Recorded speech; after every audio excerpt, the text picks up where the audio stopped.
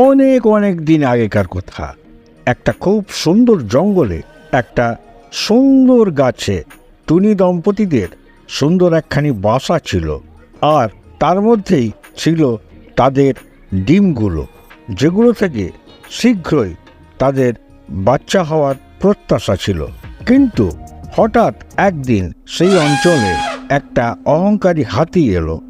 হাতিটি এসেই সেই গাছটিকে এত জোরে নাড়িয়ে দিল যে তাদের বাসা এবং ডিমগুলো সব নষ্ট হয়ে গেল। এক এক করে তাদের ডিমগুলো সব নষ্ট হয়ে গেল।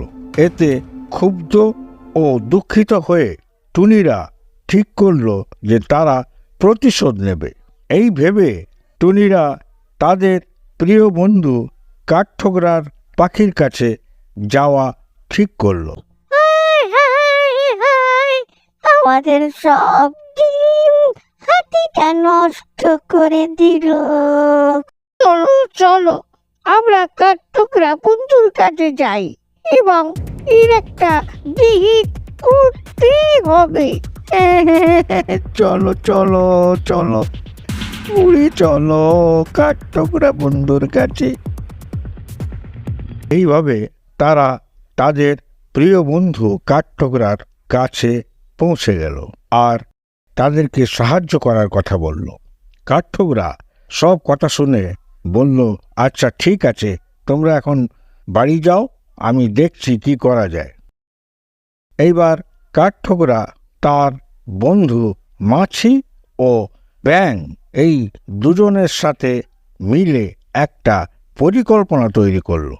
ব্যাঙ মাছিকে হাতির কানের কাছে ভন ভন করতে বলল।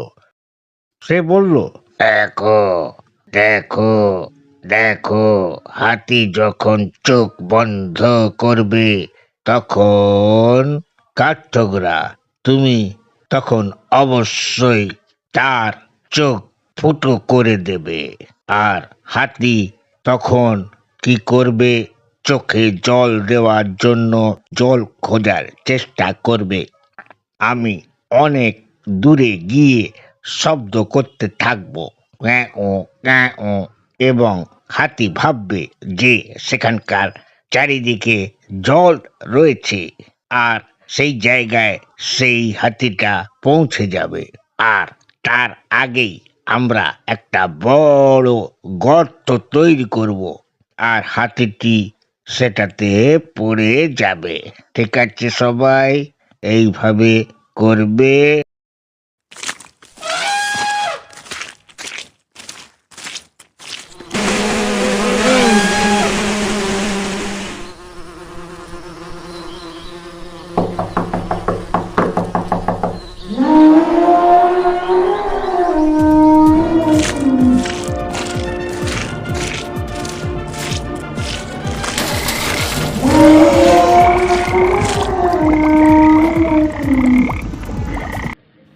এইভাবে সূর্যাস্তের সময় তারা তাদের পরিকল্পনা অনুসারে কাজ করল এবং হাতিটি সেই গর্তে পড়ে মারা গেল।